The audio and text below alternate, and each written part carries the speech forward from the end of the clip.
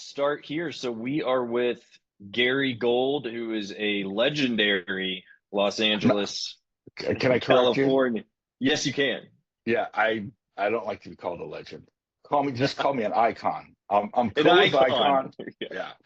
The legend sounds like it's like past tense. Icon sounds like it's right Yeah, now. Uh, that's a very important distinction. I do agree with that.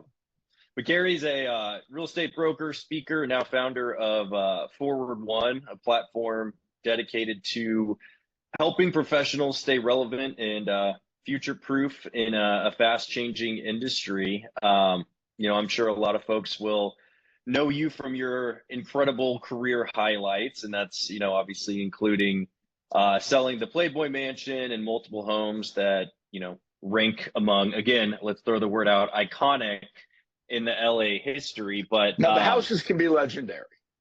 I'm cool with that.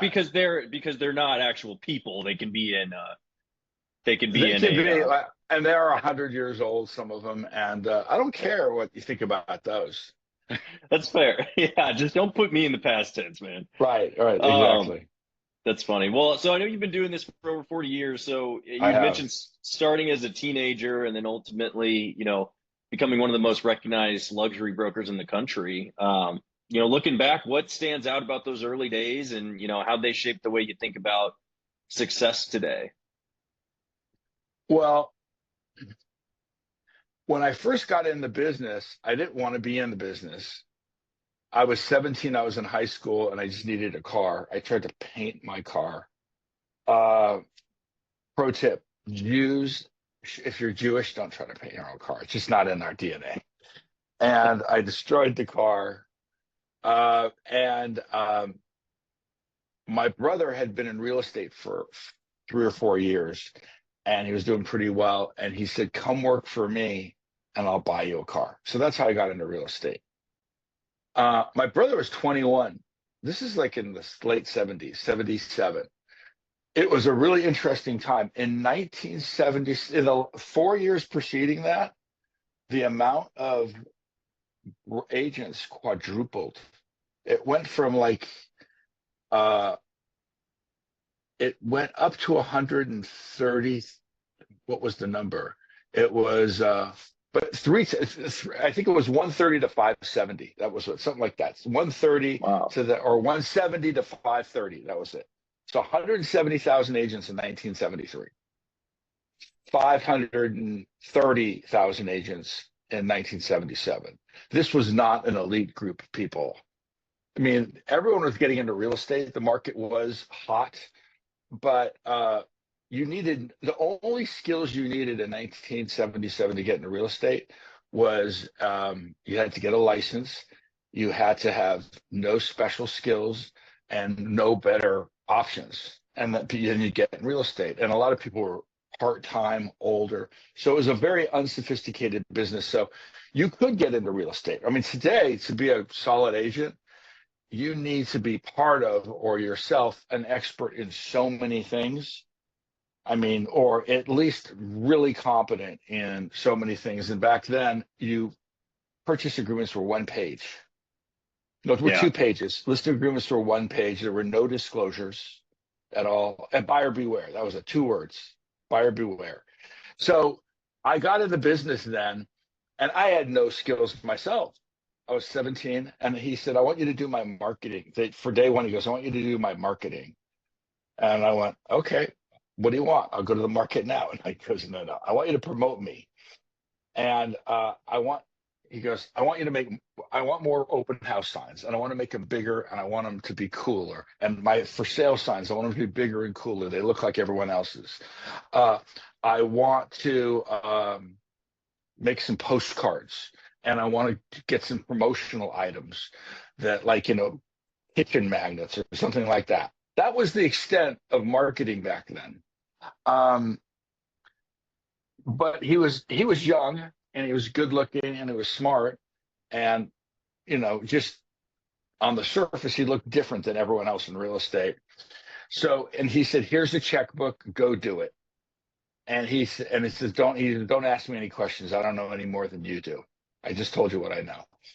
Uh, My only skills, I didn't know what marketing was. I had no advertising background. I had no nothing. Um, I was good at being a smartass. I was good at giving my brother a hard time. He was good at giving me a hard time. And when I thought about it, I said, the only thing I want to do is I want to make fun of my brother, and I want to shock people. I want people to see something and going, what the hell is that? That's what I thought was going to do it. Looking back, my only influences of doing something was I grew up in Encino in the San Fernando Valley, and all my parents' friends were like, a lot of them were associated with the movie business and were definitely big time in the music business. I grew up with everyone at the Warner Brothers Electra Asylum. So I was heavily influenced by like going down the Sunset Strip and seeing billboards, rock billboards, going to Tower Records, album covers, movie posters. So that was my only thought of marketing something. And I didn't know it at the time, but I'm looking back, that's what I was coming off of. And comedians, being comedians. I remember George Carlin albums and Richard Pryor albums. So the first thing I did is I went, and everyone's signs was like white and black, really plain signs, and I made ours black and white. Now that sounds like no big deal, black signs, white lettering. In 1977, it looked like it looked like a Black Sabbath album. It was like Yeah. extreme. And then when I went and got the signs made, I put like gold flakes in it because it could when a car hit it, it would reflect. And I remember getting 100 open house signs. He had like 10. So I remember I said, well, if you want bigger and more, instead of putting up 4 open house signs like everyone else, let's put up 30, and let's put them up at like 8 in the morning. Let's take them down at like 6 at night. Kind of crazy, but no one was doing anything. I had billboards on. My brother didn't give me any guidance or budget or anything, and I went crazy. I had 2 billboards made on Ventura Boulevard. No one ever even thought of having a billboard for a real estate agent. And I turned my brother into a cartoon character because he had long hair, he wore tennis clothes, and he drove around in a convertible vet. Everyone else was like blue hair. And we did these big signs that said there's gold in these hills. And we had all these woodland hills, Tarzana, Encino, Sherman Oaks, and we put gold discs all over like these caricatures of hills. So when the breeze hit it, it shimmered. It was the age of bedazzling. And I had a picture of my brother as a caricature, like with a pickaxe at the side of a mountain. And then we did postcards with my brother as a caricature. And again, I had no background. I didn't go, we're going to roll out this campaign. We're going to do it like Yeah. this. I did, and then I did thousands and thousands of things to do pads with the first thing that said call Rich Gold in writing. And all these things that they don't seem that extreme now, but back then, when there was name tags and kitchen magnets, this was outrageous. And I literally overnight did all of it at once. And my brother, who was one person, he started his own company, is one person, and me as an assistant. Within, I don't remember the exact time frame, but 3-4 months, we appeared to be the dominant brokerage from Studio City to Woodland Hills. And we were competing against, the amount of agents tripled. Can you imagine how much these brokerages grew in 3 years when they're just hiring hundreds of thousands of people? And so we were competing against brokerages with 10 offices and 1,000 agents. And me and Rich, working out of his apartment, looked like the dominant broker. And nothing that we did had anything to do with, selling on the merits of our real estate talents. None of Yeah. it. None of it had anything to do with that. What I discovered by mistake, literally because I was trying to make fun of my brother and I was trying to be funny and shocking and rock and roll, I discovered getting people's attention. And this is before social media. It was done a little differently, but the same idea. And I discovered I created a brand. My brother was a brand. And I don't think anyone would have thought back then having someone who looked like a rock star professional wrestler would be a good brand for a real estate agent. But it was. And I was very fortunate that I'm in this area that is very, it was an industry town. Rock and roll and movies and TV was, it was a big part of the community. And people were used to that stuff. And so even though it was shocking and new, it was familiar. So Yeah. it wasn't some genius idea. So that's how I started. So yes, that had a huge impact on my business because I've been in it a long time.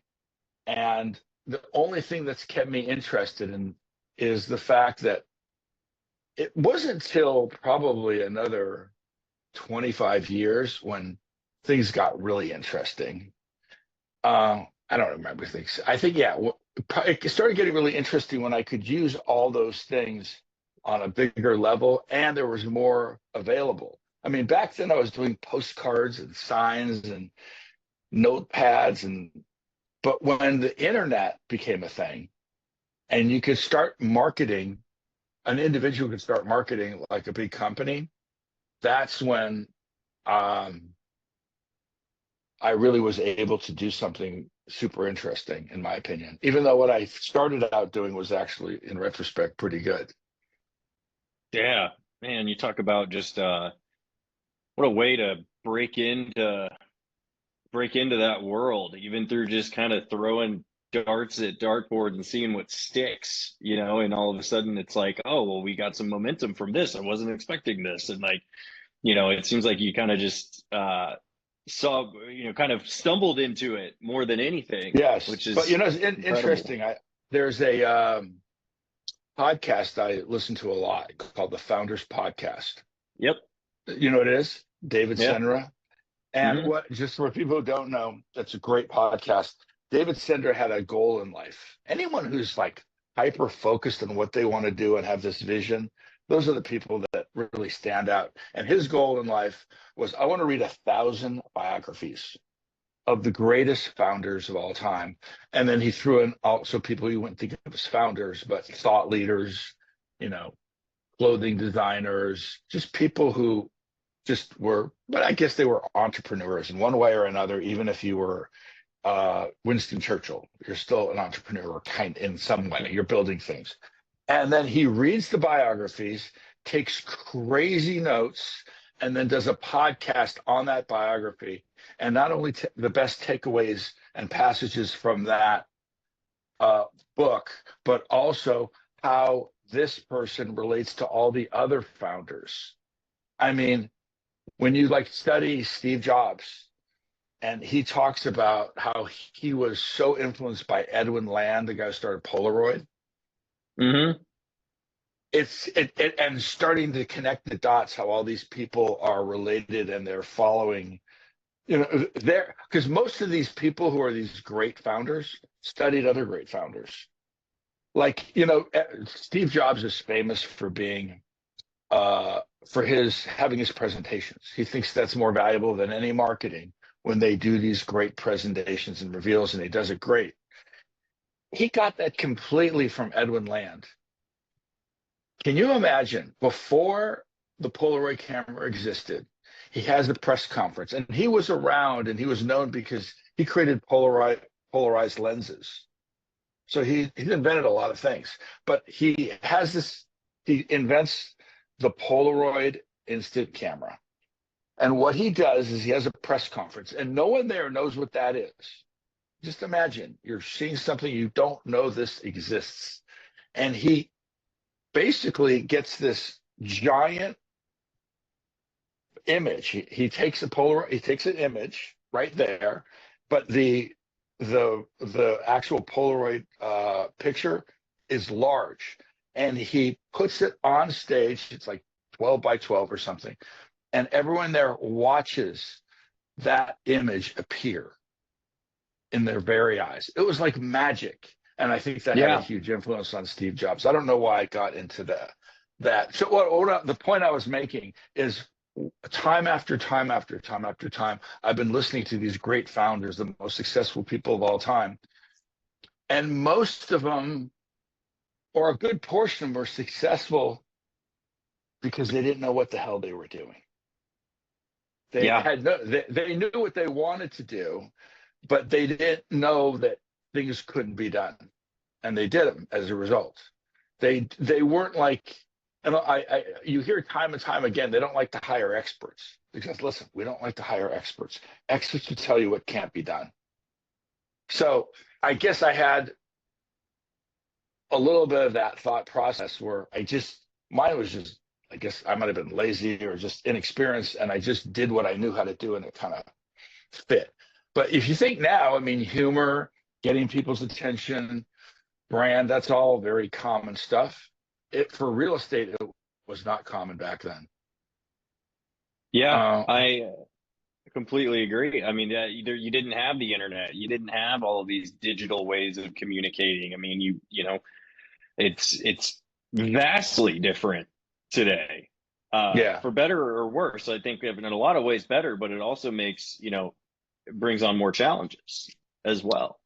Well, Uh, I just did a talk a couple weeks ago in Coronado at a real estate conference, and I said I invented bullshit for real estate because I was like marketing something and it had nothing to do with real estate. Now, I was saying that a little bit tongue in cheek, but yeah, if you would say there's a negative, it's not, it doesn't have to be a negative. And I think today you need both. But you, in business today and going forward, it's going to be even more important. You need to have a brand. You need to expose yourself. I mean, your specialty is AI, correct? mhm. Yeah.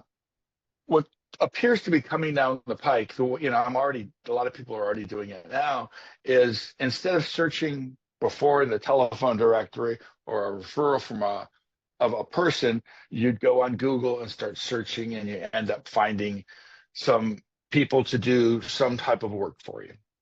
That's where Sure. you get your information. Now, instead of keywords or typing in a sentence, you're having a conversation with, Chat GPT.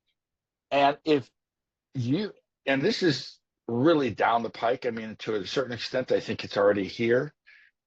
If you don't have content, information, your presence on the web, if it's not up to date, if it's not relevant, if it's not current, if you're not seen by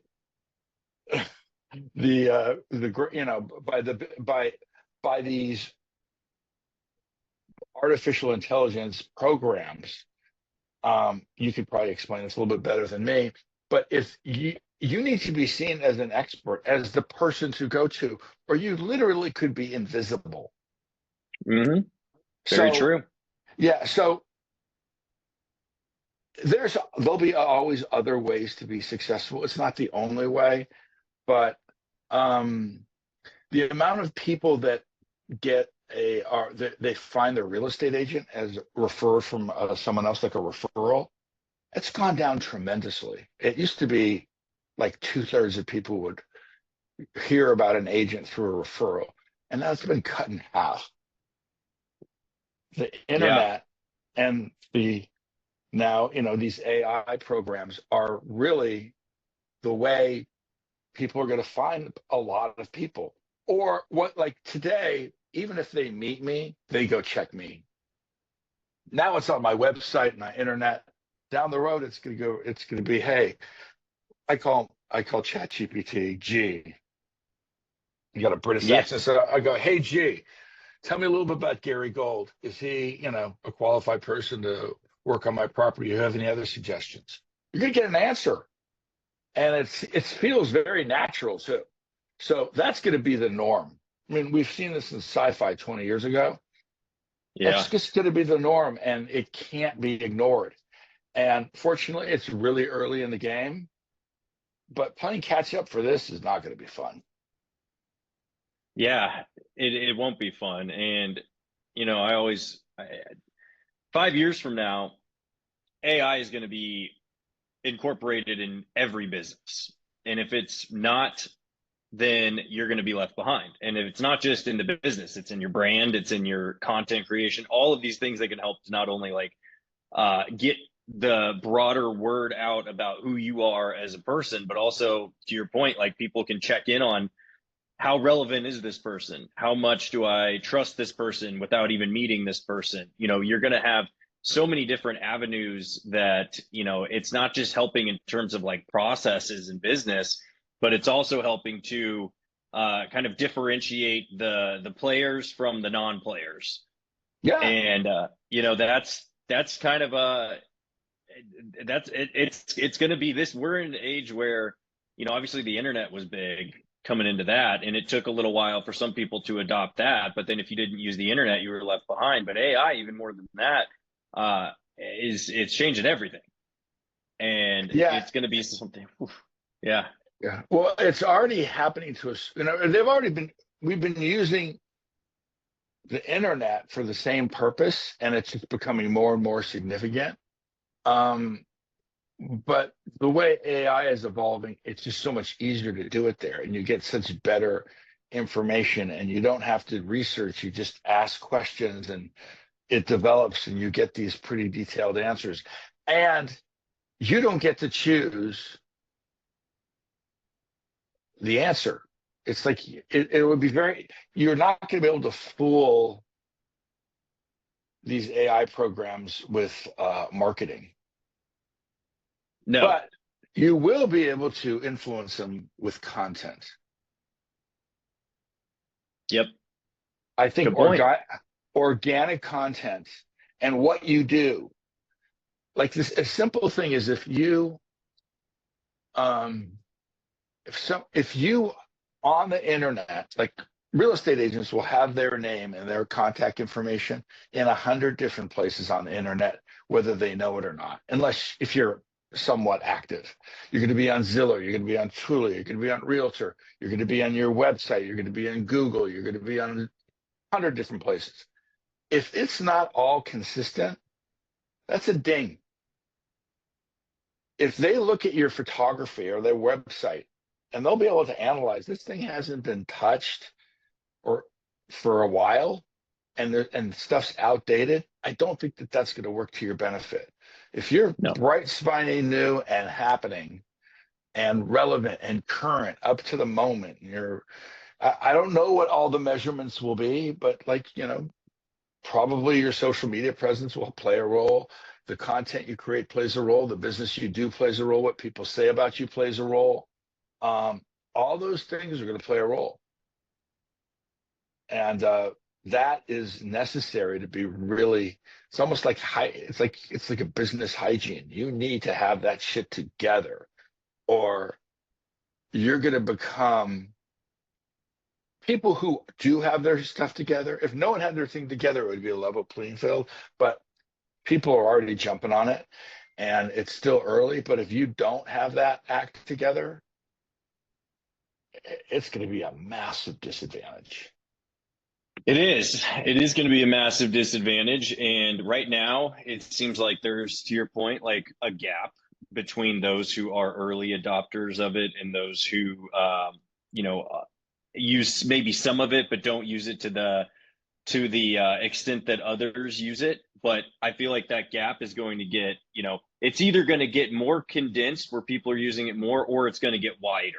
And that's going to be Mhm. the interesting piece to me is like, is it going to be more universally adopted in a way that everyone's kind of adapting to it and everybody's having to kind of pull in the same direction because they realize that if they don't, they're going to be stuck or left behind? Or are the people that are using it right now going to make a wider gap, almost like the wealth gap, in the sense that, Right. they're going to go one direction and keep going farther and farther and farther, and the other ones are just going to kind of get, because at some point I think that it's also going to be if you're late to the party and doing it, you're going to be pretty overwhelmed, and to the point where some people may just give up in some capacity because they just Mhm. feel like they're Oh, so far behind. well, And that's the natural, that's how life works. I mean, this is not yep. unique. Now, what's interesting, I think it's a little bit of both. Like right now, if you look at some new changes in YouTube, right now on YouTube, Gary Vaynerchuk. Yeah, He, the guy I just had a podcast with an hour ago is having dinner with Gary like this week or next week. so Gary had said, he goes, because he's been on YouTube for like 15 years. He's built up a massive following Hmm. and massive subscription and followers to what he does. And on social, he goes, today, someone who just started a week ago creates something really great. He can beat me day one. So YouTube no longer places the same emphasis on how many followers, subscribers that you have as you did before. They are now measuring it purely on the quality of the Merit. content, the merit of Yeah. the content. So it's leveled the playing field. So the magic bullet is to have that history and consistency and still living up to it. You're not Yeah. going to be able to, you need to, I think it's just going to get super smart. And you not only, I think if you have depth and current relevance, that's going to, put you to the top of the food chain. But 100%. someone brand new, I'm sure the way this is going, people who are absolutely new and doing things really interesting, just like I'm no pioneer, but the way I did something interesting where the status quo was just getting more and more agents to come work for you and just open up more offices. And we did something completely different and it was really effective. So I think there'll be plenty of that as well. Totally. Yeah, it's going to be interesting to see, because it used to be, to your point, like, if you have the most followers, regardless of what you put on there, it's going to pop out what you're doing because that's the most eyes on it, the most views, the most clicks, the most subscriptions. Right. But, when now they can throw in some of these new tools to kind of analyze, like, what's the most relevant piece of information that's being pushed out there. Hopefully that will, in some capacity, even the playing field for some of these new creators, some of these new people that are trying to get their name out there and aren't just drowned in it because they're not somebody Yeah. that has 15 million followers. It's You know, interesting. I've been in this so long. I've had several incarnations and I've started over multiple times to one extent or another, sometimes completely. And back, how old was I? Oh, I moved to Beverly Hills when I was 30. Yeah. Somewhere in, was it 89? It was like 30-ish years ago. I got completely frustrated with real estate. I just couldn't stand it. I don't, and um, and I actually wanted, when I was just around 30 years old, I wanted to be a stand-up. I wanted to be a writer. I wanted to do stand-up. And I really focused on that. And I actually quit real estate. And I went to go work doing commercial real estate. And then I went in the food business and just left it. And I put most of my focus in writing and doing stand-up. And as a kind of burn the boats declaration, I took, which was a Rolodex. It was actually a Rolodex and all my files, and I threw them away. oh wow. And I had been in the business a long time there, and I threw them away. I go, I am done. This was right. Computers were around. I wasn't using one at the time, and I threw everything away. And it was like 9 months later, I ended up with my tail between my legs and back in real estate. And all my contacts, all my leads, all the stuff that I thought I had, I threw away. It was the best thing that ever happened. I I was completely present and completely available, and I blew up bigger than ever. So that was interesting. I wouldn't want to do that again. I wouldn't want to do it then if I thought it through. But it was almost like getting a divorce from yourself and starting Yeah. all over. So Yeah. And sometimes you just got to wash your hands and, yeah.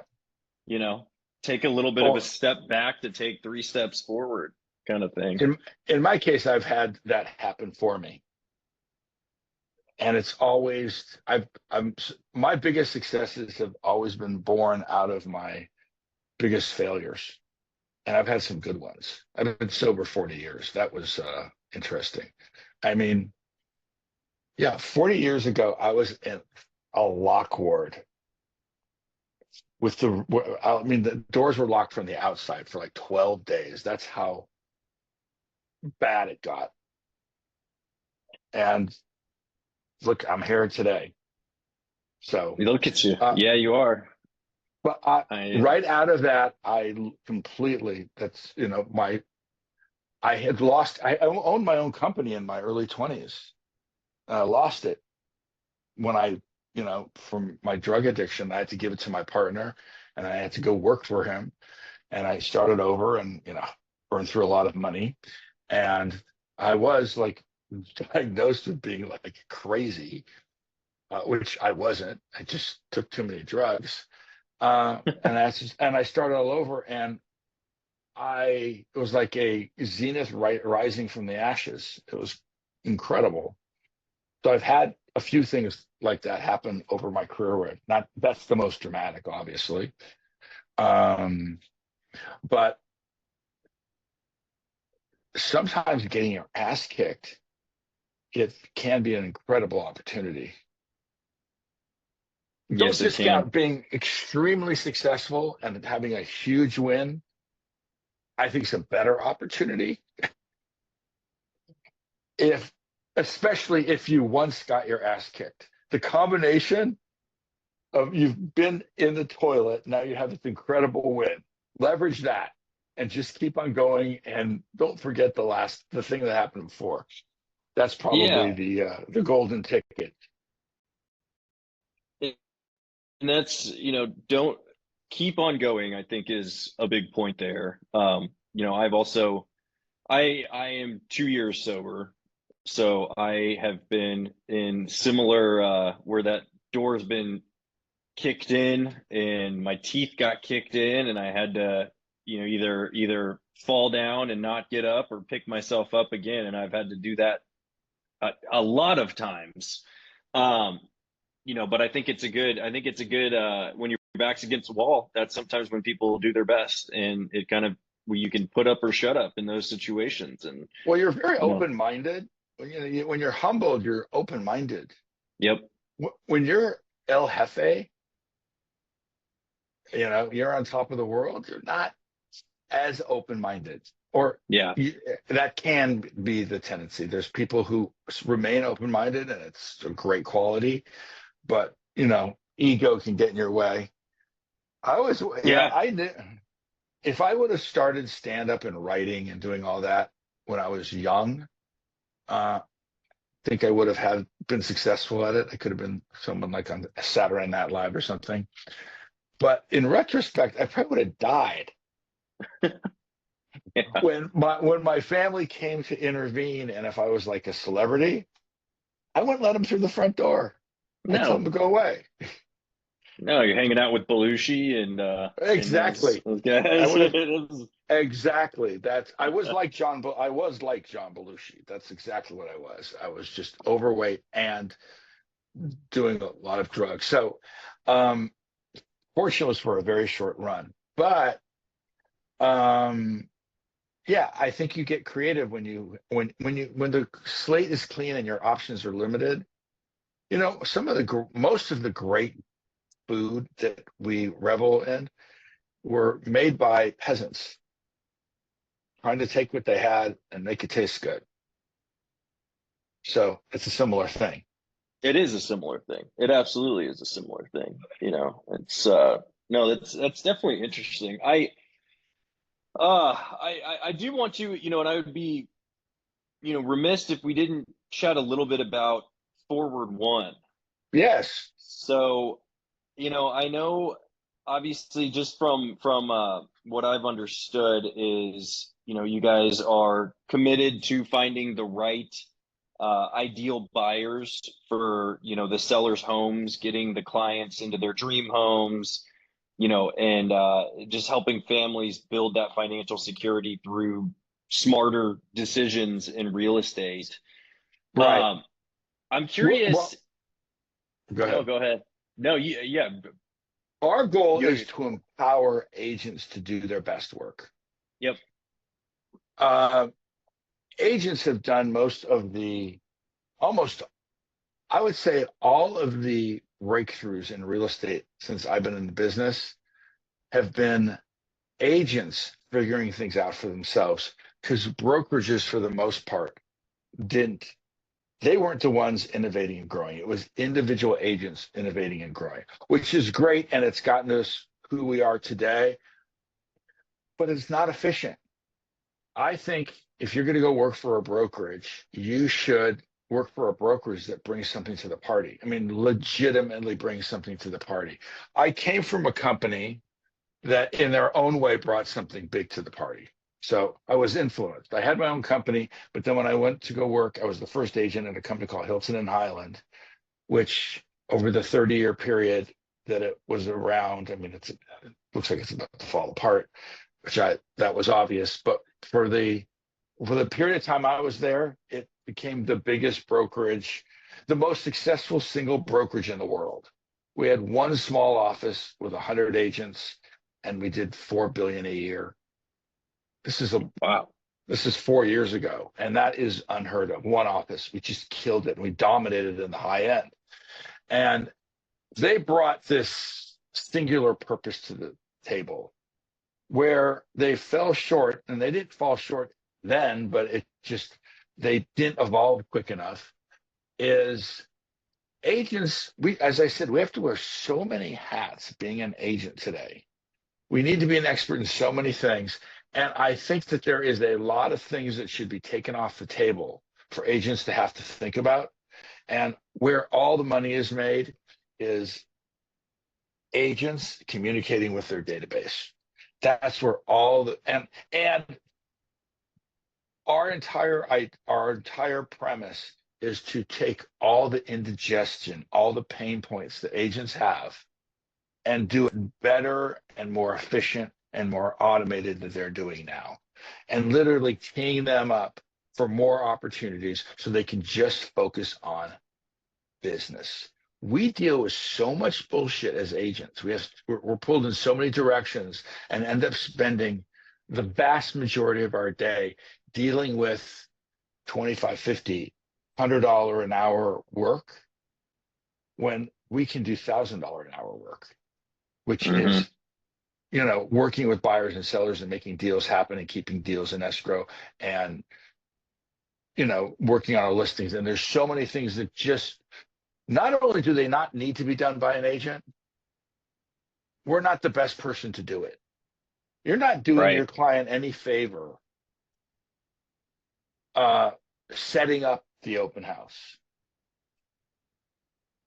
You're not doing your clients any favor creating the marketing campaign. Now, influencing it, putting your ideas in it, great. But there's much more skilled ways and people that can do that, Yeah. or systems that can do that. And it's interesting. There's a multi-billion-dollar industry that's been created to support real estate agents, primarily because brokers didn't do it. And agents spend a ton of money with this, that, and the other, all these different vendors and providers. The problem with most of them is they don't they promote that they offer a solution, but what they really do is give that agent more homework, Hmm. because all of a sudden they have this new thing that they have to do. And even if they provide training, they're not providing indoctrination. You can't just train somebody. You need to indoctrinate them. You need to really have them so they know exactly what to do. And and I mean, this isn't just me. The world is going in this direction. Um, so that is our goal. And the whole idea of Forward One, and then when I came on board to become a partner in it, is why don't we build what's like the perfect tech stack for me so I can turn around and be proof of concept and train other agents on how to use it. Because just having it is just more stuff that people are going to struggle with. And some Yeah. will. So I want to make it seamless. I don't want to make that pain point of having to use systems that will help you be more of a burden at the moment than what you're doing now. And then you go back to some, analog version to do it. So that's our whole premise behind this company. And I just started in January. I started the day before the fire started. Oh man. So Talk about that's the new timing. thing. Well, the only thing that it changed is the last thing we really wanted to do is start promoting our company. Yeah. But So, we're actually gonna have our kind of like grand opening in terms of at the Pace Gallery in Beverly Hills wow. That's next pretty cool. month. Yeah, that's very cool. That's very cool. I got some That's, cool partners. I Um, bet. one of my Do you partners has guys? got one of the most successful podcasts on the internet called the Radical Wealth Plan. Yeah, I've heard of that. Yeah, That's which cool. which I mean, just the people that I'm sure over the years is just got to be that laundry list would probably just blow my it's mind. good. It's funny. I grew Yeah. up with a lot of people that are growing up in Encino. Where you calling out of? Where are you out of? I'm in Dallas. Dallas. A friend of mine lives in Dallas, and she goes, "It reminds me a lot of Los Angeles in the '70s. It has that vibe." It was a Just pretty without the exciting place to. water. Exactly. And more, and we have less locusts. I think we have no locust. I don't know if Yeah, you have any we've locusts. got all of them for you. Okay, you Yeah. got those. Okay, that's what I thought. Yeah. So, I grew up in this place Encino in the San Fernando Valley, and it was kind of like growing up in the boroughs of New York in like the '30s, like what my dad did. Just so many cool people came out of this for some reason. Out of Encino was just a hotbed for just crazy successful people. I think we all wanted to live in Beverly Hills and live there. But it wasn't a poor area. It was a pretty nice area, but it wasn't Beverly Hills, Bel Air. Yeah. Um, No, man. I mean, yeah, Dallas is experiencing growth that is just insane. I mean, it's too much. There's too much there's too many people here now for what, the systems and I mean, we even have good infrastructure. Like we have a solid highway system, but it's not enough. There's so many people that are continuing to move here that it is just becoming like, while it is growing in the tech landscape and in that world, just the amount of people, man, it's a lot. It's you know, I it's a think lot. people like common sense. I mean, there's certain states that are just functioning Yeah. better, and Los Yeah. Angeles and California is not one of them. We'll Well, get there. yeah, yeah, that's right. I mean, you never know that, where it might revamp itself at some point, but Yeah, I um revamp myself. Los Angeles that's can. that's right. There's a few cities that you can never count out, ever, ever, ever. New York's one of them. Los Angeles is one of them because they've both gone through some really horrible times, and both of us are not going through the best times at the moment. And Vegas, I'm sure there's others. Vegas has reinvented themselves so many times, and every time, like a zenith coming out of the ashes, it becomes bigger and better and more relevant and deeper. I mean, Las Vegas is just this incredible, incredible city. And I'm not even really talking about like gambling and all that. I mean, Yeah, it's just the lifestyle. I mean, there's a lot to do there. I mean, there's a lot to do there, and there's just undeniable. The food, the hotels are great, but it's such a hub of business. Um, the real estate's really starting to come into its own where there's some really good developments being there's one called being built. There's something called a Summit Club that's a discovery property that's incredible. Hollywood is moving. I think it's going to be like the entertainment making and consuming capital of the world. Sports, it's just phenomenal. it is. I mean, and it's boundless, just the opportunity there to further expand in that Yeah, realm is just it something like is. what.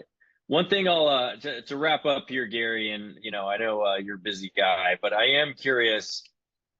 You've been in the business a long time, and obviously don't plan on slowing down. It doesn't seem like anytime soon, which No, is awesome. But when you're not selling homes or experimenting with AI, things like that, what's your go-to way to recharge and just stay sharp?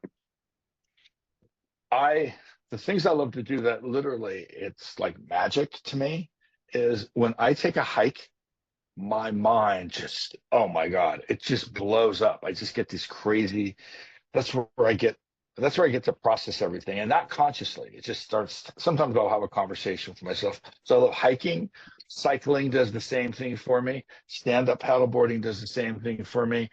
And yoga. Yoga Yoga, just, interesting. yeah, I do hot yoga and all that. That just overwhelms me. And then some, it's functioning on a level that I'm not even aware of, but it's good. Wow, It's good. So that's those are awesome. those are the four things I like. So they're all activity oriented. I'm not. You know what else I love more than anything? I love going into a steam. I think I just closed my deal. I love going into a Oh, let's steam. go. I love like and one thing I love about Vegas is the spas are amazing. Hmm. And but I like going in a steam and I meditate in a steam and I like that relaxing. So that has a similar feel as yoga to me. I love it. Well, for everyone that wants to go see what they're doing, it is forward1.com, right? Yeah. Gary, and I'm Forward1.com. also Gary, soldbygold.net's my personal website. You can see these crazy houses I've sold. And, got a lot of content on YouTube and I'm creating more. Absolutely. Well, really appreciate the time, Gary. It sounds like you are got a lot going on and a lot more good things to come. So, thanks for hopping on, having the I conversation. just closed a $22.4 million deal this second. So I got to be on your show more often. That's right. Yep, we'll have to do one tomorrow. Yeah, I Well, just got confirmation. congratulations. Thank That you. is great. I will take 10% of that just based on my That's not my going to happen. my well Not going to wishes. happen. Not going to happen, Jacob. No, well, we appreciate your time, Gary. And like you said, it's about the journey and not the wins. That's So true. But I still like the wins. I like to take a the little win's victory nice lap. too. Yeah. That's right. Well, appreciate All the right, my time. friend. Take All care. right. Thanks.